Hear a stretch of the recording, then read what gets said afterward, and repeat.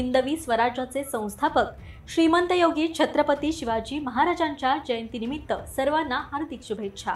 तर छत्रपती शिवाजी महाराज हे एक असे प्रेरणादायी व्यक्तिमत्व आहेत जे आजही आणि सदैव आपल्या विचारांनी नव्या पिढीला प्रेरणा देत राहतील। या संदर्भात आज छत्रपती शिवाजी महाराजांच्या जयंतीच्या निमित्तानं आपण महाराजांचे काही प्रेरणादायी विचार पाहूयात, जे आपण सर्वांनी आचरणात आणायला हवेत। नंबर 1, शत्रूला दुर्बल समजू नका, पण अधिक बलवान समजून घाबरूही नका। त्यामुळे प्रत्येकानं स्वतःच्या क्षेत्रात काम करताना आजूबाजूच्यांना कमी लेखू नका। स्पर्धेत कोणीही पुढे जाऊ शकतो, न घाबरता काटकसह देणं महत्त्वाचं असतं। नंबर 2, समोर संकट दिसलं तर लढायचं, मरण आलं तरी चालेल, शत्रूला शरण जाणार नाही की माघारी फिरायचं नाही। हे महाराजांचं ब्रीद होतं। त्याच्याच पुढे ते म्हणतात, विजय त्याचाच होतो जो विजयासाठी साहस करतो। आयुष्यात लढा देताना प्रत्येक प्रसंगी मी जिंकणार या भावनेतून खेळला तरच पुढे जाल। नंबर 3, योग्य निर्णय घ्या। परिस्थिती बदलल्यास त्याहून जास्त महत्त्वाचं तुम्ही घेतलेला निर्णय योग्य बनवा। तुम्ही तुमच्या स्वप्नाकडे वाटचाल करताना परिस्थिती बदलल्यास, मनासारखं न झाल्यास लगेच मागे न फिरता घेतलेला निर्णय योग्य तऱ्हेनं फिरवा। जब हौसला बुलंद हो तो पहाड़ भी एक मिट्टी का ढेर लगता है, हे ध्यानात ठेवा। नंबर 4, प्रत्येक व्यक्तीनं शिक्षण घ्यायला हवं।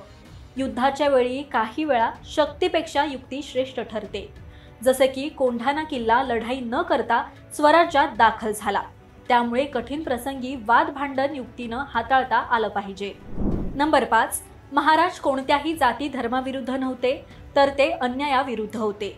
त्यामुळे कोणावर अन्याय करू नका आणि अन्याय सहनही करू नका, आवाज उठवा। नंबर 6, जाती धर्माच्या भिंती भेदून माणुसकीनं जगायला शिकविणाऱ्या छत्रपतींच्या फौजेत अनेक जातीच्या लोकांसह तोफखाना, आरमार अशा महत्त्वाच्या जागी प्रमुख मुसलमान होते। यातून भेदभाव करू नये, सर्व धर्म समभाव याची शिकवण आपण घेतली पाहिजे। नंबर 7, त्यावेळी परस्त्री मातेसमान ही शिकवण मोडणाऱ्यांचे हातपाय तोडले जात होते। छत्रपतींच्या दरबारात स्त्री कधीच नाचली नाही। यावरून स्त्रियांवर अन्याय करू नका, त्यांना मानसन्मान द्यावा, हे आपण आचरणात आणायला हवं। नंबर 8, राज्य छोटं का असेना स्वतःचं असावं। त्यामुळे स्वतःचं अस्तित्व निर्माण करा, तरच जग तुमचा आदर करेल। मित्रांनो, आयुष्यात कोणाच्या सावलीखाली उभं राहू नका। त्याचबरोबर स्वतःचं अस्तित्व अबाधित राखता आलं पाहिजे। याचबरोबर सर्वात महत्त्वाचं म्हणजे महाराजांनी बांधलेले गडकिल्ले हे त्यांच्या दूरदृष्टीचे उदाहरण आहे। आज त्या गडकिल्ल्यांची अवस्था काय आहे याचा आपण सर्वांनी विचार केला पाहिजे। व्यसनाकडे वळण्याऐवजी गडाचा इतिहास जाणून घ्या, गडाचे पावित्र्य राखा। तर हा व्हिडिओ तुम्हाला कसा वाटला हे कमेंट करून नक्की सांगा। पाहत रहा महाराष्ट्र टाइम्स। धन्यवाद।